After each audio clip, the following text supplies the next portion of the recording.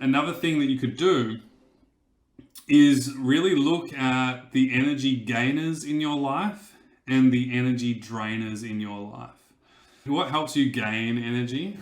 What helps restore energy?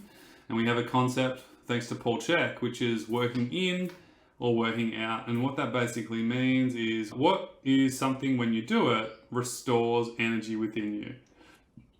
On the flip side, what are things that need energy output that you can build your capacity on too? So they're not wrong or right, they're just necessary on either side of the coin. And so the question for you is, what are some energy gainers and what are some energy drainers in your life? Become aware of them and then start implementing them. Obviously, we want more energy gainers than drainers. Decrease the drainers, increase the gainers. And then obviously step 2, which really is about being really practical, not getting too caught up in your thought process, but really just applying the basics and tuning into your body.